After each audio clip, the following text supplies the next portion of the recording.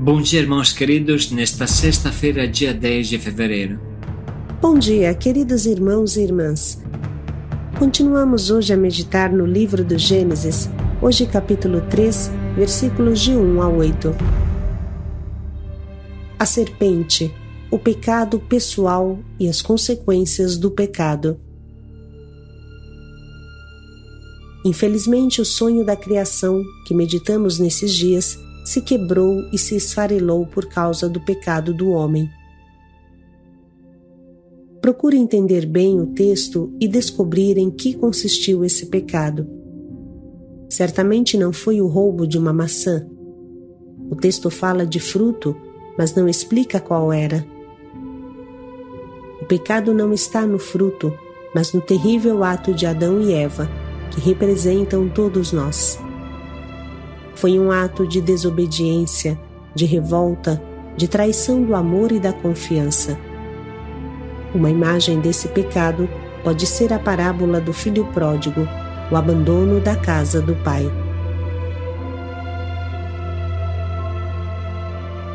Do livro do Gênesis. A serpente era o mais astuto de todos os animais dos campos que o Senhor Deus tinha feito. Ela disse à mulher: É verdade que Deus vos disse, não comereis de nenhuma das árvores do jardim? E a mulher respondeu à serpente: Do fruto das árvores do jardim nós podemos comer, mas do fruto da árvore que está no meio do jardim, Deus nos disse, não comais dele, nem sequer toqueis, do contrário morrereis. A serpente disse à mulher: Não, vós não morrereis, mas Deus sabe que no dia em que dele comerdes, vossos olhos se abrirão, e vós sereis como Deus, conhecendo o bem e o mal. A mulher viu que seria bom comer da árvore, pois era atraente para os olhos e desejável para obter conhecimento. E colheu um fruto, comeu e deu também ao marido que estava com ela, e ele comeu. Então os olhos dos dois se abriram, e vendo que estavam nus, teceram tangas para si com folhas de figueira. Quando ouviram a voz do Senhor Deus que passeava pelo jardim à brisa da tarde, Adão e sua mulher esconderam-se do Senhor Deus no meio das árvores do jardim. Palavra do Senhor. Graças a Deus.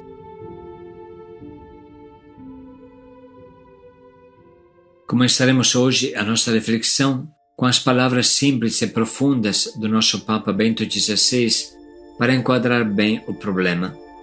Assim ele diz: Nos primeiros capítulos do livro do Gênesis, encontramos duas imagens significativas: o jardim com a árvore do conhecimento do bem e do mal e a serpente. O jardim nos diz que a realidade em que Deus inseriu o ser humano não é uma floresta selvagem, uma mata fechada, mas um lugar que ele protege, nutre e sustenta. E o homem deve reconhecer o mundo não como propriedade a assolar e explorar, mas como dádiva do Criador, sinal da sua vontade salvífica, dom a cultivar e conservar, e fazer crescer e desenvolver no respeito e na harmonia, segundo os seus ritmos e sua lógica, segundo o desígnio de Deus. Esta é a natureza.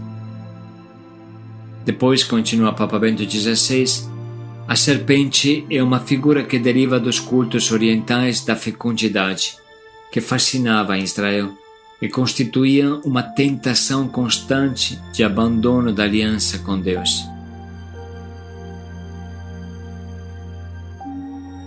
Observe bem, a serpente não nega brutalmente a Deus, porque isso seria uma tentação fácil para repelir, e insinua uma pergunta dissimulada, fingida. É verdade que Deus vos proibiu de comer do fruto de todas as árvores do jardim? O pecado começa sempre com uma dúvida que esfria o amor. Deste modo, a serpente inocula a suspeita de que a aliança com Deus é como uma cadeia que amarra, que priva da liberdade e das coisas belas e preciosas da vida.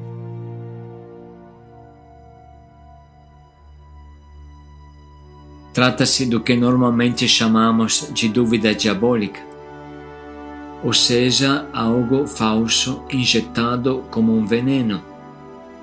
Até este momento não existia pecado. Se Eva tivesse cortado logo com a tentação, não teria pecado. Se até a dúvida tivesse escurecido provisoriamente o coração, também isso não seria pecado, mas uma ocasião para subir mais alto na escada com Deus. A tentação em si não é pecado. Basta pensar que até Jesus a viveu. E foi o próprio Espírito Santo que conduziu Jesus ao deserto para ser tentado, diz a palavra. A tentação, portanto, é como um degrau que se apresenta à minha frente. Eu posso vencê-lo e automaticamente me encontro num degrau superior, mais perto de Deus. Ou eu posso bater no espelho do degrau e precipitar escada abaixo. A escolha é minha. Mas Adão e Eva ficaram na tentação. Admiraram a árvore do bem e do mal, curtiram a tentação. Isso já é mal, isso embaça a vista, confunde, tira as forças. A simples ação de tirar os olhos de Deus e colocá-los no mal já é mal. Dessa forma, a tentação adquire força. Continua Papa Bento XVI. Aparece a vontade de construirmos sozinhos o mundo no qual vivemos, de não aceitarmos os limites de sermos criaturas, os limites do bem, do mal e da moralidade. A dependência do amor criador de Deus é vista como um peso do qual libertar-se. Este é sempre o eixo da tentação.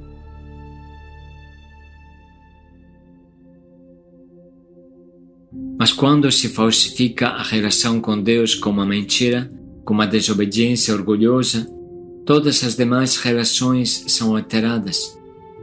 O outro se torna um rival, uma ameaça, depois do pecado. Adão acusa imediatamente Eva, a sua companheira, a sua alegria. Os dois se escondem da visão daquele Deus com quem conversavam amistosamente.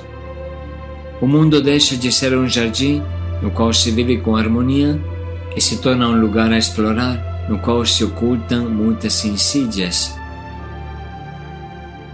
A inveja e o ódio pelo outro entram no coração do homem. Por exemplo, Caim, que mata o seu próprio irmão Abel.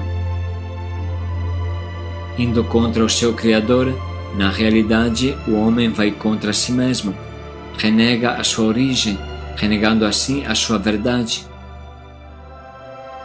O mal entra no mundo com a sua penosa cadeia de dor e de morte.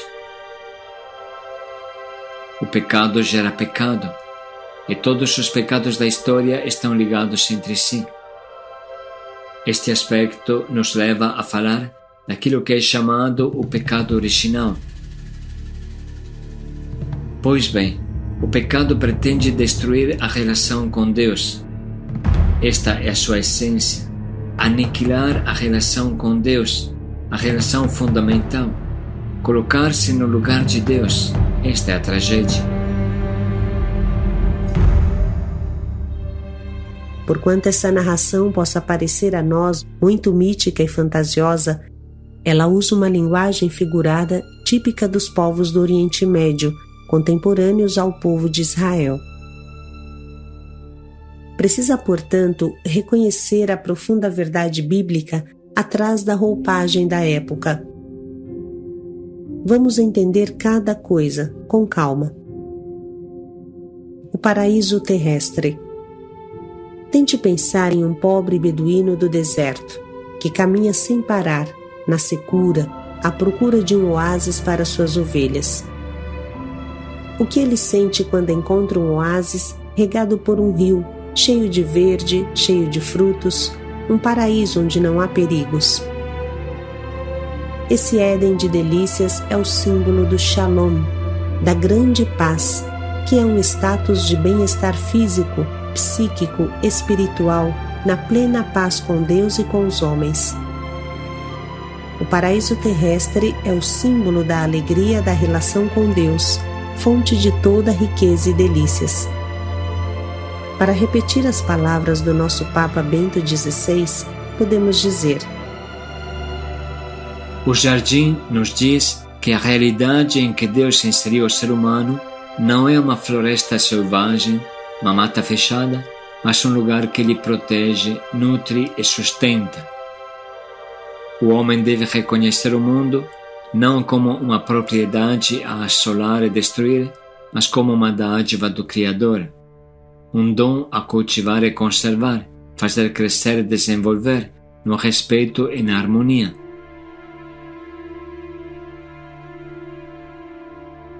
A árvore da vida. O nome dessa árvore diz tudo. Quem dela se alimenta tem a vida.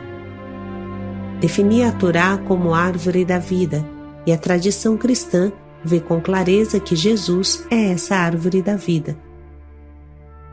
Quem possui o Filho possui a vida. Quem não tem o Filho de Deus não tem a vida. Isto vos escrevi, para que saibais que tendes a vida eterna, vós que credes no nome do Filho de Deus. Cristianismo e judaísmo entendem com clareza que a vida consiste em se alimentar de Deus, se alimentar da palavra de Deus. Fora do jardim se morre a míngua, porque a árvore da vida se encontra somente no jardim de Deus e em mais nenhum outro lugar. Esta é a condenação que o homem se deu com suas próprias escolhas, quando foi expulso do jardim. Se afastando de Deus, o homem se afasta do alimento, definha. Cria-se no homem uma fome avassaladora, que origina a tão famosa cobiça. O que é a cobiça, senão uma fome mortal, um se lançar como uma hiena faminta sobre cada coisa que se move diante de nós, esperando que sacie um pouco o buraco negro do meu estômago espiritual? Santo Agostinho o expressava com clareza: eu me lançava disforme, depravado e nada belo, perante a beleza de tudo e de todos que criaste. Segurava-me longe de ti as coisas que não existiriam senão em ti. Vice-versa, quando Deus entra, logo se reforma o jardim do Éden no nosso coração. A fome diminui, a cobiça desaparece, porque Deus nos sacia. Tudo volta a ser como na criação. Feliz de quem se encontra com Deus. Nas duas margens do rio, a árvore da vida, que frutifica 12 vezes por ano, dando fruto a cada mês, e suas folhas servem para curar as nações. Quando o ser humano entra em Deus, volta a viver e fica curado.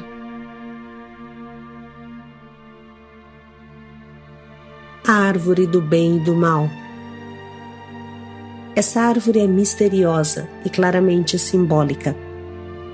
Podemos nos perguntar: como é que o homem pode comer e deve comer da árvore da vida e, pelo contrário, não pode comer dos frutos da árvore do bem e do mal, do conhecimento do bem e do mal? Antes de mais nada, precisa colocar em destaque que com essa árvore surge a primeira proibição da história. Trata-se de uma ordem, algo que coloca em destaque a dimensão da obediência, algo que lembra ao homem que não foi ele quem criou tudo, não foi ele a origem de tudo, não é ele o Deus Criador. A proibição em si diz claramente que existe alguém que tem o direito de mandar em nós, porque é nosso Pai, fonte da nossa vida. É bom nessa altura lembrar que a palavra obediência vem do latim ob audire, que significa ouvir com todo empenho, todo interesse, com toda a nossa atenção. Podemos lembrar também que na Bíblia a palavra Shema Israel, escuta Israel, é o esqueleto fundamental da espiritualidade de Israel, que continuamente repete: Shema Israel, Adonai Eloheinu, Adonai Echad. Escuta, Israel, o Senhor é um, o Senhor é o teu Deus. Portanto, irmãos, esta obediência vem como um aconselhamento da nossa mãe, do nosso pai. Não pegue este caminho, porque você vai se dar mal. Escute seus pais. Descendo ainda mais nesta análise, compreendemos que conhecer o bem e o mal expressa a tentação de querer montar nós mesmos a nossa própria moral, decidir segundo os nossos critérios o que é bom e o que é mal, estar acima do bem e do mal, rejeitar a moral de Deus e construir a nossa própria moral. Esta é a raiz do erro. Somente Deus é a fonte do bem. Somente Deus pode nos dizer o que é bom. Quando o homem quer decidir por si mesmo o que é bom e o que é mal, as consequências são trágicas e bem descritas por São Paulo na carta aos Romanos.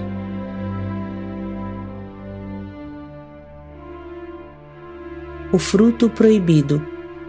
Explicando a árvore do conhecimento do bem e do mal, explicamos também os seus frutos, mas vale a pena aqui fazer uma simples colocação, esclarecer um equívoco banal que dura há séculos.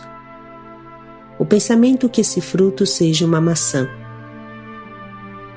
Em lugar nenhum da Bíblia se fala de maçã como fruto proibido. Isso vem somente das historinhas e desenhos infantis, sem discernimento. O fruto da árvore do conhecimento do bem e do mal é algo bem mais trágico e menos gostoso do que uma maçã. Comer o fruto proibido significa se considerarem deuses, detentores do bem e do mal, seres que não devem responder a ninguém sobre seus atos. Comer o fruto proibido significa se alimentar de sua própria soberba cega. Aquele que pretende construir a sua própria moral, separada da moral de Deus, está se separando da fonte da vida.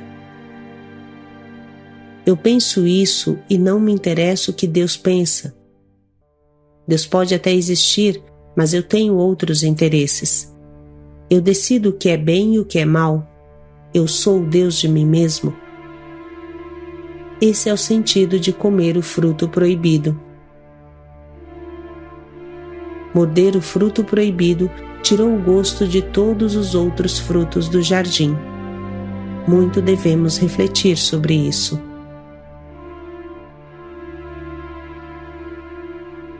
A serpente.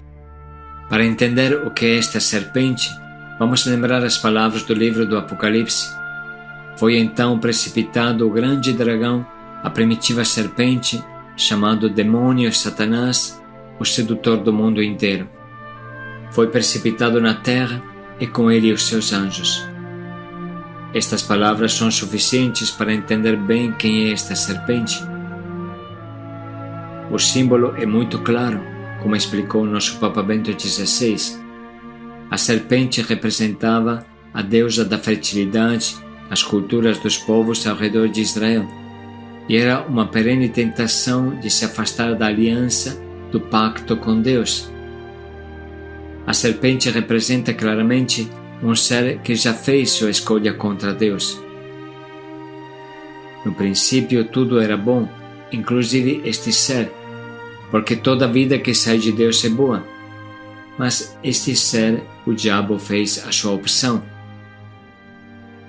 De fato, este ser aparece na vida do homem como inimigo de Deus, alguém que mente ao abrir a boca e quer arrastar os outros, os homens, no seu inferno interior, no seu inferno de erro. Irmãos, era importante definir bem o significado de cada coisa, e agora, com esta clareza, vamos ouvir de novo o trecho de hoje. A serpente era o mais astuto de todos os animais dos campos que o Senhor Deus tinha feito. Ela disse à mulher: É verdade que Deus vos disse: não comereis de nenhuma das árvores do jardim? E a mulher respondeu à serpente: do fruto das árvores do jardim nós podemos comer, mas do fruto da árvore que está no meio do jardim, Deus nos disse: não comais dele, nem sequer toqueis, do contrário morrereis. A serpente disse à mulher: não, vós não morrereis, mas Deus sabe que no dia em que dele comerdes, vossos olhos se abrirão, e vós sereis como Deus, conhecendo o bem e o mal. A mulher viu que seria bom comer da árvore, pois era atraente para os olhos e desejável para obter conhecimento. E colheu um fruto, comeu e deu também ao marido que estava com ela, e ele comeu. Então os olhos dos dois se abriram, e vendo que estavam nus, teceram tangas para si com folhas de figueira. Quando ouviram a voz do Senhor Deus que passeava pelo jardim à brisa da tarde, Adão e sua mulher esconderam-se do Senhor Deus no meio das árvores do jardim.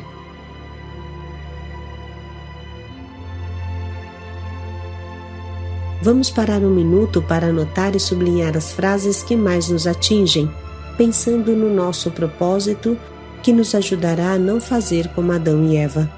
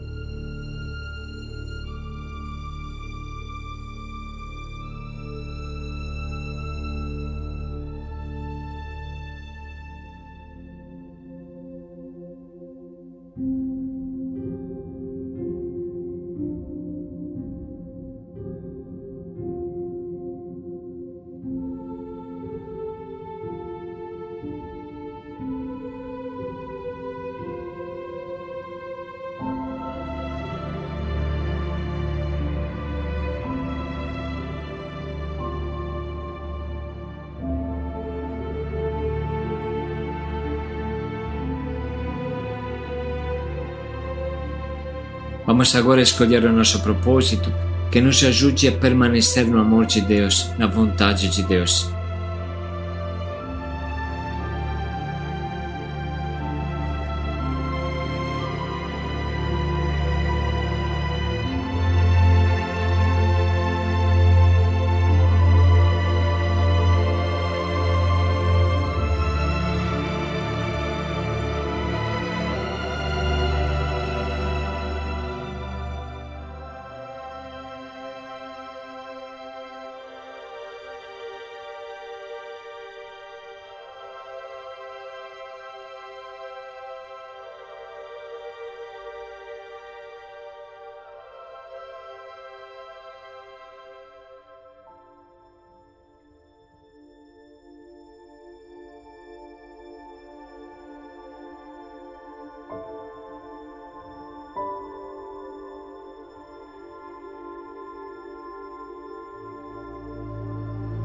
Deus é bom.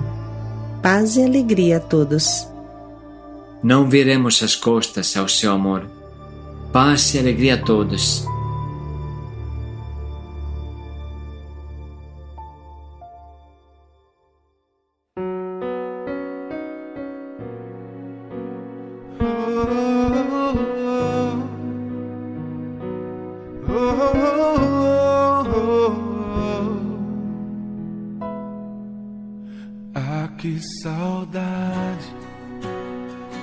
Que saudade de ouvir tua voz, ao entardecer.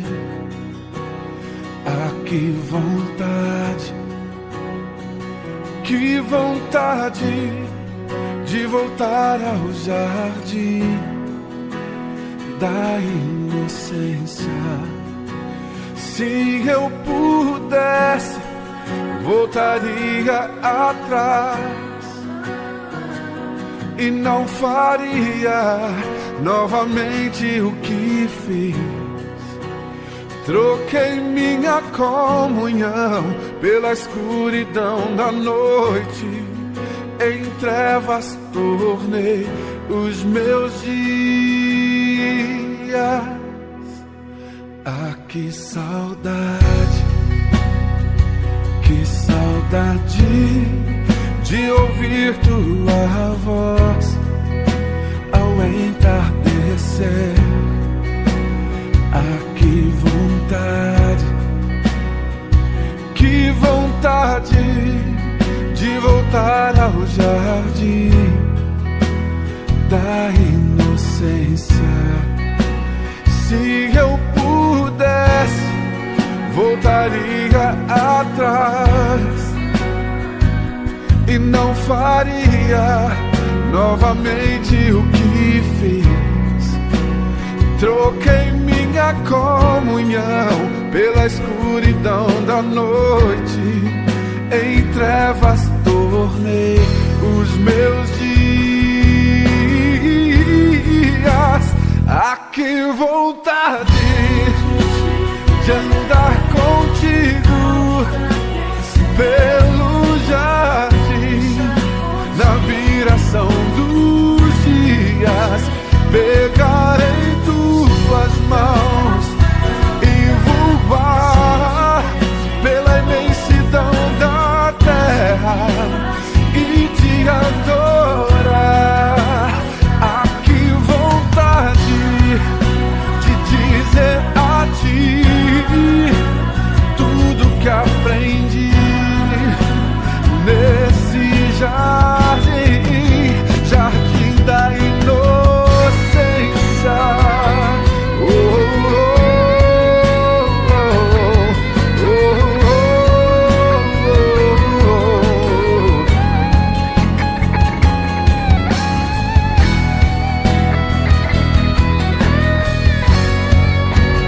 Ah, que vontade de andar contigo pelo jardim, na viração dos dias, pegar em tuas mãos e voar pela imensidão da terra e te adorar. Ah, que vontade de dizer a ti tudo que aprendi nesse jardim. Ah, que vontade de andar contigo pelo jardim, na viração dos dias, pegar em suas mãos e voar pela imensidão da terra e te adorar. Ah, que vontade de dizer a ti tudo que eu aprendi, Senhor, nesse jardim,